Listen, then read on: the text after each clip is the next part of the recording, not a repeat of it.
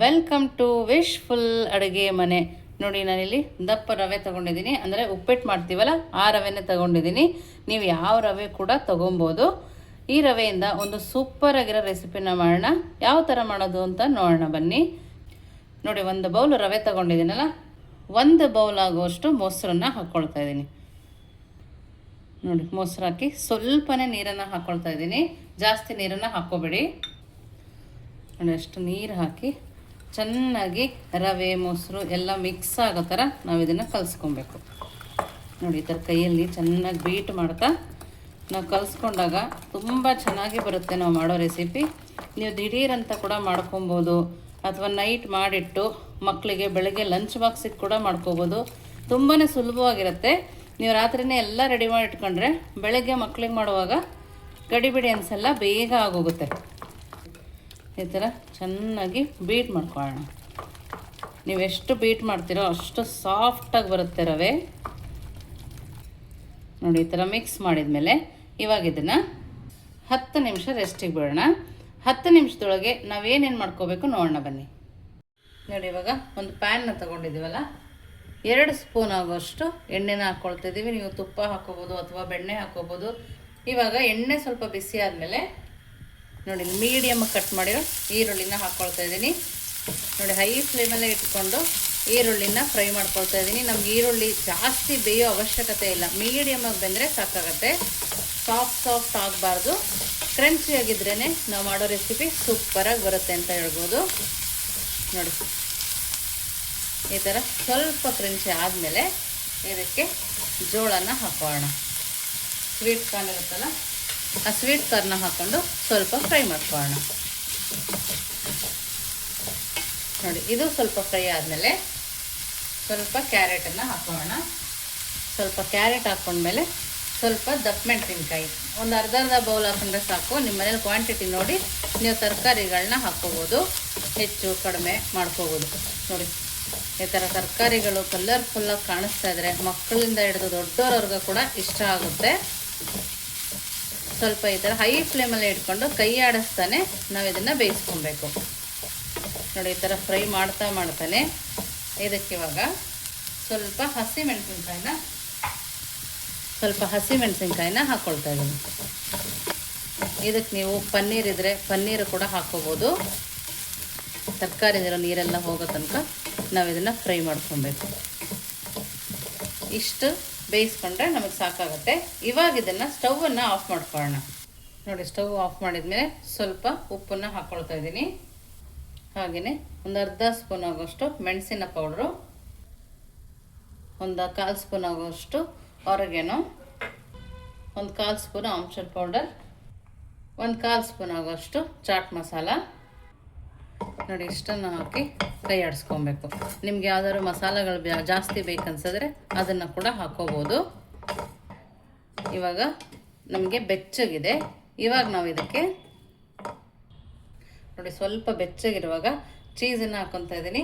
ನಿಮಗೆ ಯಾವ ಥರ ಚೀಸ್ ಬೇಕೋ ಅದನ್ನು ಹಾಕ್ಕೊಬೋದು. ಬಿಸಿ ಇರುವಾಗ ಹಾಕಬೇಡಿ. ನೋಡಿ, ಈಗ ಹಾಕಿ ಇದೇ ಬಿಸಿನಲ್ಲಿ ಅದು ಮಿಕ್ಸ್ ಆಗುತ್ತೆ. ನೋಡಿ, ಈ ಥರ ಸ್ಟಫಿಂಗ್ ರೆಡಿ ಇದೆ ಅಲ್ಲ. ಇವಾಗ ರವೆ ನೆನೆಸಿದ್ದೇನಾಗಿದೆ ನೋಡೋಣ ಬನ್ನಿ. ನೋಡಿ, ರವೆ ಕೂಡ 10 ನಿಮಿಷದಲ್ಲಿ ನೆಂದಿರುತ್ತೆ.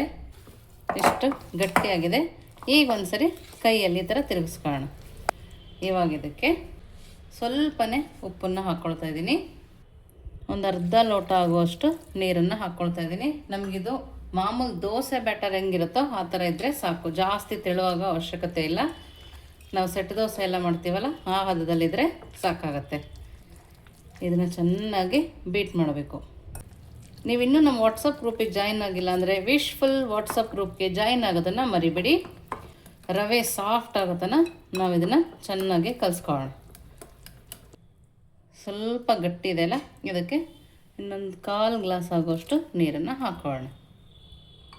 ಈ ಥರ ಮಿಕ್ಸ್ ಆದಮೇಲೆ ಇವಾಗ ಇದನ್ನು ಮಿಕ್ಸಿ ಜಾರ್ ಒಳಗಡೆ ಹಾಕ್ಕೊಳ್ಳೋಣ. ಮಿಕ್ಸಿ ಜಾರ್ ಒಳಗಡೆ ಹಾಕ್ಕೊಂಡು ಮತ್ತು ನೀರನ್ನು ಹಾಕದಲ್ಲೇ ನಾವು ಇದನ್ನು ಸಣ್ಣದಾಗಿ ರುಬ್ಕೊಂಬರೋಣ. ನೋಡಿ, ಇವಾಗ ಸಣ್ಣದಾಗಿ ರುಬ್ಬಿದ್ವಲ್ಲ ಅದನ್ನು ಇದರೊಳಗಡೆ ಹಾಕೋಣ. ಬಟ್ಲೊಳಗಡೆ ನೋಡಿ, ನೀಟಾಗಿ ಸಣ್ಣದಾಗಿ ರುಬ್ಬಿರಬೇಕು. ನಾನಿಲ್ಲಿ ಮತ್ತೆ ನೀರನ್ನು ಹಾಕಿಲ್ಲ, ಅದೇ ಥರ ರುಬ್ಕೊಂಬಂದಿದ್ದೀನಿ. ಇದಕ್ಕೆ ಚೆನ್ನಾಗಿ ಕೈ ಆಡಿಸ್ಕೊಳ್ಳೋಣ. ಇವಾಗ ನೋಡಿ ಹದ ನೋಡ್ತಾ ಇದ್ದೀರಲ್ಲ, ಈ ಹದದಲ್ಲೇ ಇರಬೇಕು. ಜಾಸ್ತಿ ಗಟ್ಟಿ ಇರಬಾರ್ದು, ತೀರಾ ಜಾಸ್ತಿ ತೆಳುನೂ ಇರಬಾರ್ದು. ಈ ಹದದಲ್ಲೇ ಇದು ಇರಬೇಕು. ನೋಡಿ ಈ ಥರ ಮಾಡಿದಾಗ ಆ ಕಡೆದು ಈ ಕಡೆ, ಈ ಕಡೆದು ಆ ಕಡೆ ಬಂದಿಲ್ಲ, ಈ ಥರ ಇರಬೇಕು. ಇವಾಗ ಇದನ್ನೊಂದ್ಸರಿ ಇನ್ನೊಂದ್ಸರಿ ಕೈ ಆಡಿಸ್ಕೊಳ್ಳೋಣ. ನಾನಿಲ್ಲಿ ಪ್ಯಾನ್ನ ಬಿಸಿಗಿಟ್ಕೊಂಡು ಎಣ್ಣೆ ಹಚ್ಕೊಂಡು ರೆಡಿ ಮಾಡ್ಕೊಂಡಿದ್ದೀನಿ. ಇವಾಗ ಒಂದು ಸೌಟ್ ತೊಗೊಂಡು ಬೇಗ ಬೇಗ ಹಾಕಿ ಈ ಥರ ತಿರುಗಿಸ್ಕೊಳಂಗಿದ್ರು ತಿರುಗಿಸ್ಕೊಬೋದು ನೀವು, ಆದರೆ ಬೇಗ ಹಾಕ್ಕೋಬೇಕು. ಕೈಯಲ್ಲೇ ಮಾಡ್ತಾಯಿದ್ದೀನಿ ನೋಡಿ, ಒಂದೊಂದನ್ನೇ ತಗೊಳ್ತಾ ಇದ್ದೀನಿ. ಎಷ್ಟು ತೆಳುವಿದೆ ನೋಡ್ತಾ ಇರಲ್ಲ, ಕೆಳಗಡೆ ಕೂಡ ಕಾಣಿಸುತ್ತೆ, ಅಷ್ಟು ತೆಳುವಾಗಿದೆ ನೋಡಿ. ಈ ಥರ ಫಿಲ್ಲಿಂಗ್ನ ಹಾಕೋಣ. ನಾನಿಲ್ಲಿ ಒಂದು ದೊಡ್ಡ ಸ್ಪೂನ್ ತೊಗೊಂಡು 1 ಸ್ಪೂನ್ ಆಗೋಷ್ಟು ಹಾಕ್ಕೊಂಡಿದ್ದೀನಿ. ಇದನ್ನು ಈ ಥರ ಹೀಗೆ ಕ್ಲೋಸ್ ಮಾಡ್ಕೊಳ್ಳಿ ನೋಡಿ. ನೀವು ಈ ಥರ ರಾತ್ರಿನೇ ಮಾಡಿಟ್ಕೋಬೋದು, ಬೆಳಗ್ಗೆ ಎದ್ದು ಫ್ರೈ ಮಾಡಿ ಕೊಡ್ಬೋದು. ಇವಾಗ ನೆಕ್ಸ್ಟ್ ಇನ್ನೊಂದು ಕೂಡ ಅದೇ ಥರ ಮಾಡ್ಕೊಳ್ಳೋಣ ನೋಡಿ. ನಾವು ಒಂದಕ್ಕೊಂದು ಎಣ್ಣೆ ಹಚ್ಚಿ ರೆಡಿ ಮಾಡಿ ಇಟ್ಕೊಂಡಿರೋದ್ರಿಂದ ಅದು ಸ್ವಲ್ಪನೂ ಅಂಟಿಲ್ಲ, ಇಲ್ಲ ಅಂದರೆ ಅದು ಅಂಟ್ಕೊಳ್ಳೋ ಚಾನ್ಸ್ ಇರುತ್ತೆ. ಈ ಥರ ಫಿಲ್ಲಿಂಗ್ನ ಹಾಕ್ಕೊಂಡು ಕ್ಲೋಸ್ ಮಾಡ್ಕೊಳ್ಳೋಣ. ನೋಡ್ತಾ ಇದ್ದೀರಲ್ಲ, ಎಷ್ಟು ಸುಲಭವಾಗಿ ಮಾಡ್ಕೊಬೋದು. ನಾನು ಎಲ್ಲದನ್ನು ಅದೇ ಥರ ಮಾಡ್ಕೊಂಡು ಬರ್ತೀನಿ. ನಾವು ಪ್ಯಾನಲ್ಲಿ ದೋಸೆ ಥರ ಮಾಡ್ಕೊಂಬಂದ್ವಲ್ಲ, ಆ ಪ್ಯಾನಿಗೆ ಸ್ವಲ್ಪ ಎಣ್ಣೆನ ಹಾಕ್ಕೊಳ್ತಿದ್ದೀನಿ, ಜಾಸ್ತಿ ಎಣ್ಣೆನ ಹಾಕ್ಕೊಳ್ತಾ ಇಲ್ಲ. ಎಣ್ಣೆ ಹಾಕ್ಕೊಂಡು ಸ್ಪ್ರೆಡ್ ಮಾಡ್ಕೊಳ್ಳೋಣ. ನಾವು ಮಾಡಿಟ್ಕೊಂಡಿರೋ ಸ್ಟಫಿಂಗ್ ಸಮೇತ ಇದೆ ನೋಡಿ, ಅದನ್ನು ಹಾಕ್ಕೋಬೇಕು. ನಾನು ದೊಡ್ಡ ಪ್ಯಾನ್ ತಗೊಂಡು 4 ಒಂದೇ ಸರಿ ಹಾಕ್ಕೊಳ್ತಾ ಇದ್ದೀನಿ ನೋಡಿ.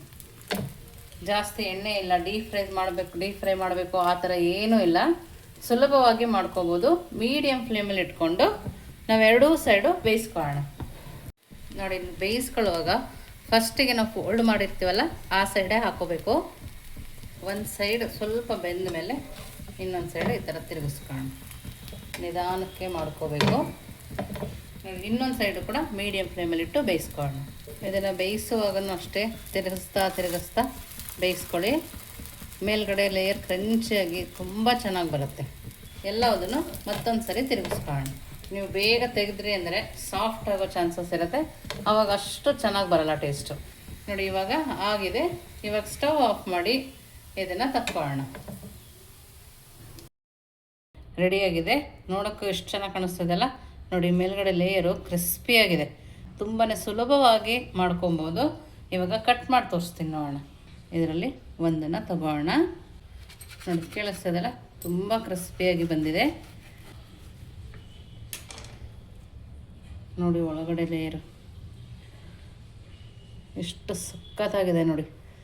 ತುಂಬ ಅಂದರೆ ತುಂಬಾ ಟೇಸ್ಟಿಯಾಗಿರುತ್ತೆ. ಖಂಡಿತವಾಗ್ಲೂ ನೀವು ಒಂದು ಸರಿ ಮನೇಲಿ ಮಾಡಿ ಹೇಗಿತ್ತು ಅಂತ ವಿಶ್ಫುಲ್ ಅಡುಗೆ ಮನೆಗೆ ಕಮೆಂಟ್ ಮೂಲಕ ತಿಳಿಸೋದನ್ನು ಮರಿಬೇಡಿ.